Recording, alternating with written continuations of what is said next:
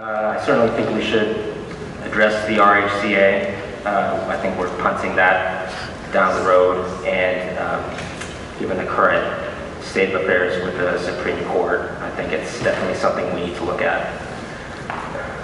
Continuing, I'll always go back to education. Anything we can do to strengthen our universities here in the state. I went to URI, of course, and around less than 50% of the enrollment is actually Rhode Islanders, and it gets about 10% funding from the state. So I think more Rhode Islanders should be able to take advantage of our flagship institution, and also investing more in RIC and CCRI.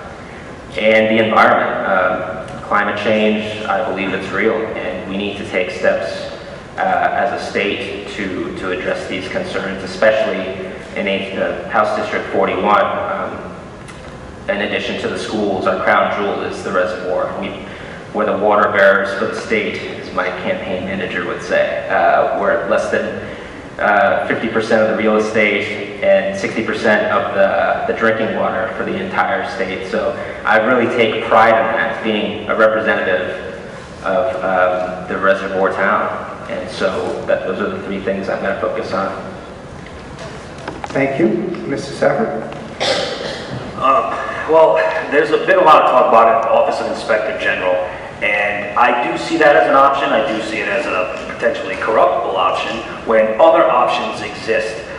What we don't know about now, but we would know about 20 years from now, there are things changing every day in technology, and a technology out there does exist. Blockchain, some people don't know a lot about it, some people don't know how it works, and there's a lot of false narratives that beat around it because it really takes away from IT costs.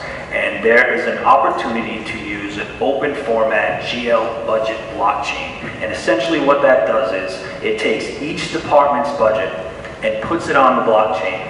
And I remember an instance this year when the Speaker of the House had to make an APA request and then take a break and come back in 2 days to deal with a budget issue because he couldn't tell what happened with one department's expenditure, and I think that's ridiculous. If it was on a blockchain, it's public information. He would be able to access it from his cell phone, and it would be right there at his fingertips. It also reduces IT costs in these departments by 20 to 30%. It's the future. We're a small enough state where we should use that, and we should create a committee and look into that and consider that before we consider an Office of Inspector General. But it's obvious that before we do anything else, we have to stop there because money is disappearing and we have 911 slush funds and they just put Band-Aids on top of huge gun moves.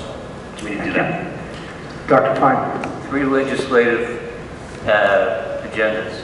First, we need to fix the 911 problem. Not everybody knows that all of us pay $1 to $1.34 a month tax on each phone or cell phone line. That money is supposed to go to support 911. The legislature's been scooping $8.4 million for many years, and that means our 911 as a state doesn't have global positioning service, so we can't find you if you run off the road. It doesn't have medical assisted dispatch. So if you're a bystander and someone drops from a heart attack, there's no one to talk you through what to do next. And we have no translation available, even though we have many speakers, many people who are non-English speakers in the state.